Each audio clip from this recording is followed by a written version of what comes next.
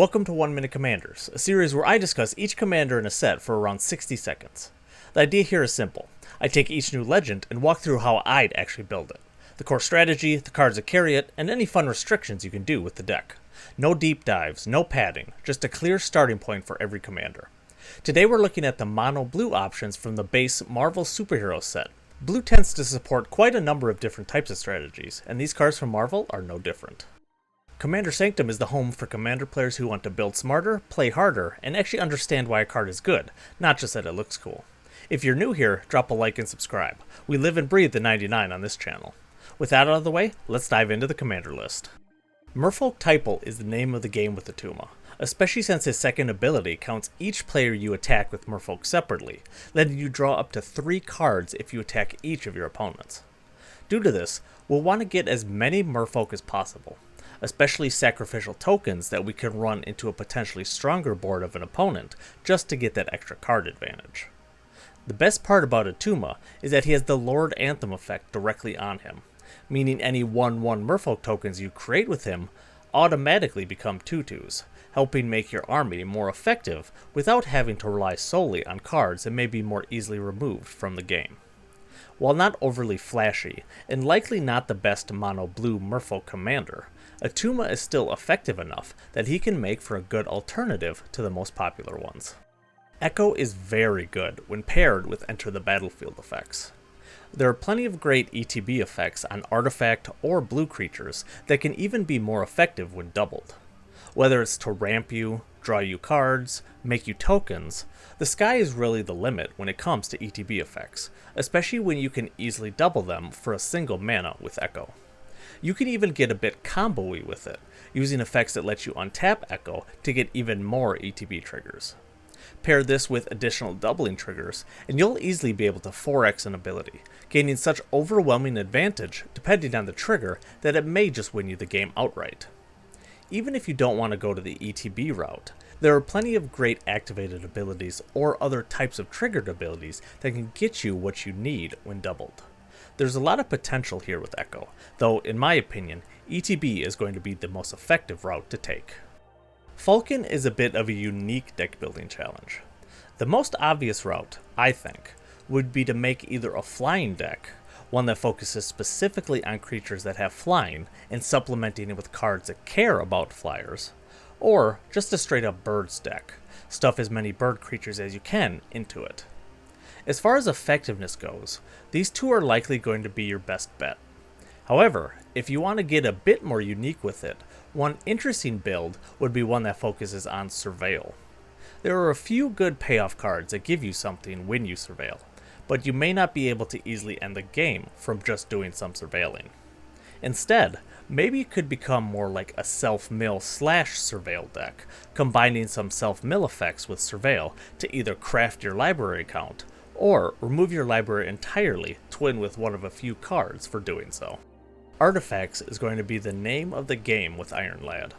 The fact that you can not only look at the top card of your library at will, being able to actually reveal the top card and draw it if it's an artifact is a great card draw engine. Pack the deck with a bunch of good artifacts, and include some ways to manipulate the top of your library, and you'll have a great little engine to gain some serious advantage. Taking it a step further, you can even include some ways to untap Iron Lad, whether they're artifact-specific untaps, which work on Iron Lad since he himself is an artifact, or just generic untap effects, and you'll be able to draw multiple cards with his effect in a single turn. Beyond the significant card advantage this will give you, you can also pair it with effects that give you some sort of benefit whenever you draw, letting you end the game even quicker than normal. Anytime I see an ability like spells you cast have, and some sort of cost reduction effect, I immediately think of one thing: X spells. Ironheart is a great candidate for such a deck. The goal with this type of deck will be to create as many artifacts as you can, most likely through token generators of creatures, or like treasures or clues, and use them to cast big X spells that give you some sort of major advantage. Now, most mono blue X spells generally do something like draw cards, making it more difficult to actually end the game, but there are a number that do things like mill players, or steal your opponent's creatures that can help achieve this goal. Plus, you can supplement these with some colorless X-based creatures, even if they don't benefit from Ironheart's ability, making X spells a perfectly viable option for a deck. Blue is pretty much the best color at bouncing permanents, so focusing on cards that do that to get some counters onto Justice will be the best way to go with him. There are plenty of options to choose from to bounce your own permanents, whether it's one at a time or multiple in one spell. Combining this with other cards that care about permanents leaving the battlefield can help make it so not all your eggs are in one basket with Justice. To help with Justice's counters, you can add in some proliferate effects, another thing at which Blue excels at. This also makes it so you can still add to Justice's power, even when you have no permanents on the battlefield to actually bounce. In order to get the most out of Kang's power-up ability, you'll want to include cards to do two things: double activated abilities, and flicker him in and out. Doubling activated abilities is self-explanatory. If you can double up on his power-up ability, you'll get double the number of counters onto him and double the extra turns. Thankfully, Blue has quite a few ways to copy abilities in this way, making it an effective strategy to use for Kang. One way to get around the activate only once clause of power-up abilities is through the use of flicker effects. By flickering Kang out and back in, this will not only reset the power-up ability so you can use it again, it'll also count the cost reduction part of power-up, since he'll have entered in that same turn. Thankfully, this is also something that Blue is rather effective at doing. Combine these types of cards with ones that either reduce activated abilities costs or ramp for abilities, and you'll have a solid deck that can take quite a few extra turns. Kid Loki will likely work best in a counter-based Voltron shell. It's very easy to draw 2 cards a turn in Blue, including on your opponents, making it both easy to get a counter on Loki and protect him from targeted removal at pretty much all times.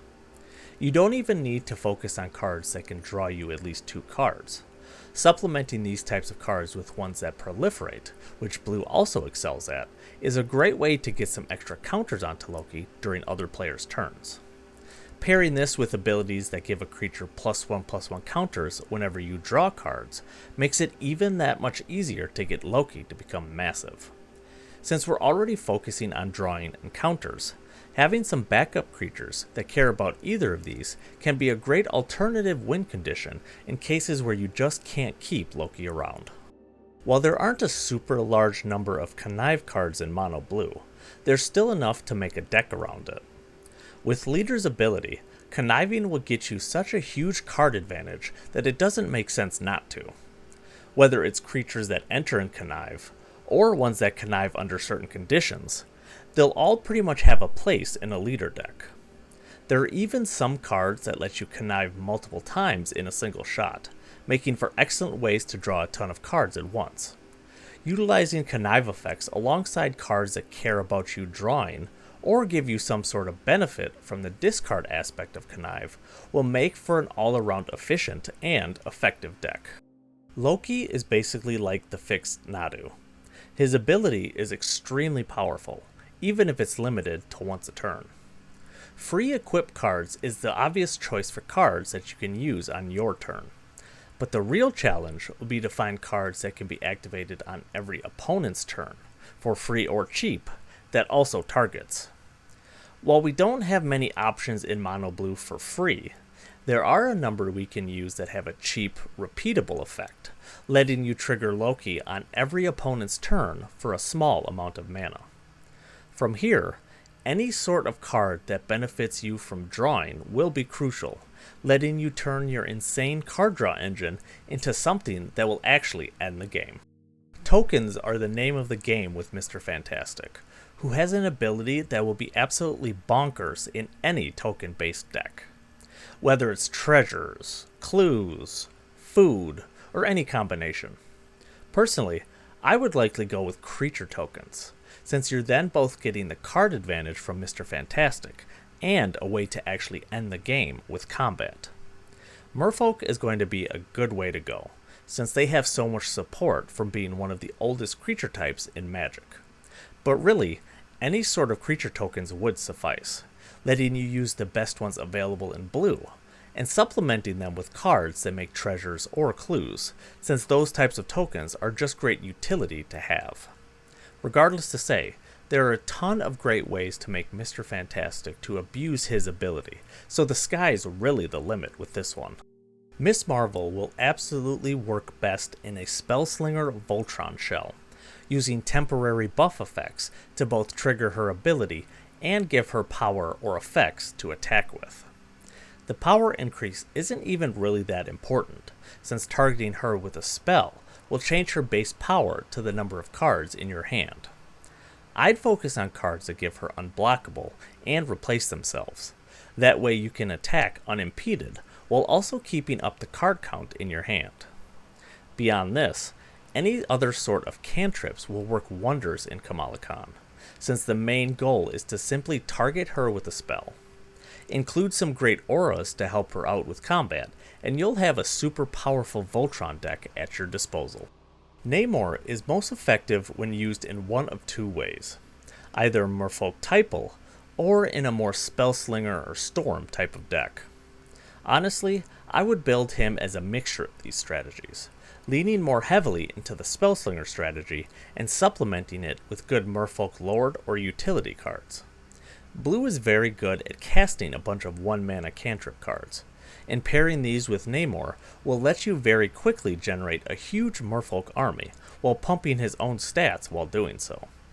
Merfolk is one of the oldest creature types in Magic, so there are plenty of supplemental Merfolk Lords that can give your army huge boosts or other effective abilities like Island Walk or Ward 1. Getting the right combination of these two types of cards will make for an extremely effective and efficient Namor deck. In fact, I created a Namor deck tech that you can check out linked in the description. Shuri is ripe for a combo deck, which is exactly how I'd personally build her. The combo involves Shuri herself, Sensei's Divining Top, and Mystic Forge. The combo goes as follows. Tap the top to draw a card, putting the top back on top of your library. Mystic Forge lets you cast artifacts from the top of your library, and since Shuri makes the top 0 mana to cast, you can infinitely loop this to draw all the cards in your deck. Finish the combo off with the Laboratory Maniac, or even something like Aetherflux Reservoir to laser beam your opponents, or cards that can make creature tokens to attack with, and you'll have a nice, complete combo deck. If you're not a fan of combos, then going just straight artifacts is also a solid choice, but Shuri really wants you to do some shenanigans with her, so combo is how I'd go with her. The main goal with the Stature deck will be to have her attack when she's a 1/1, so she's unblockable, then pump a ton of mana into her to power up to kill an opponent outright. The best way to do this would be with cards that make it so you don't lose unspent mana, or via mana doubler cards. Unfortunately, Blue doesn't have access to too many of these types of cards, but the ones that it does should be included. Beyond that, the best strategy would be to ramp as hard as you can, via mana rocks or basic land ramp, and include some additional ways to reduce costs or generate additional mana to get to where you need. Throwing in some unblockable equipment or auras would also be beneficial, for those times where you've already killed one opponent with commander damage and need to finish off the rest of the table with Stature. Regardless of how you do it, the best way to win with Stature is almost assuredly going to be via commander damage, so that's going to be the best strategy to go with her. For the Wasp, I would probably go with a tap-based control deck, really leaning into her own ability. Using other creatures and permanents that tap down your opponent's creatures can be a way to open them up for an attack, either by you or your other opponents. There are a few tap your opponent's creatures effects in Blue, mostly dealing with card draw, which would be good includes in the deck. Really though, it's going to come down to a more basic control deck, where you lock down your opponent's creatures so you can then attack with your own and whittle them down with combat damage. Including some blink type effects for the Wasp can also be beneficial.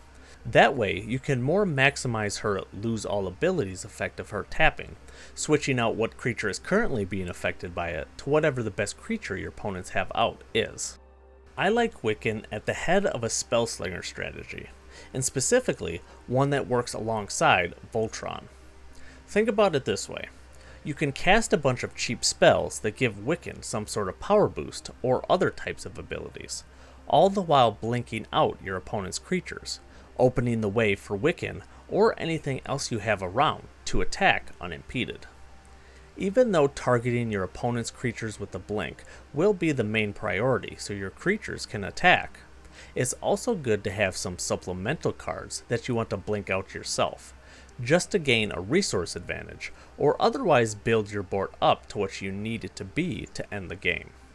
While you can make a straight up blink deck where you want to be always targeting your own permanents with Wiccan's ability, I think making it into more of a Voltron shell and targeting your opponent's creatures with his effect makes for a more unique and challenging build.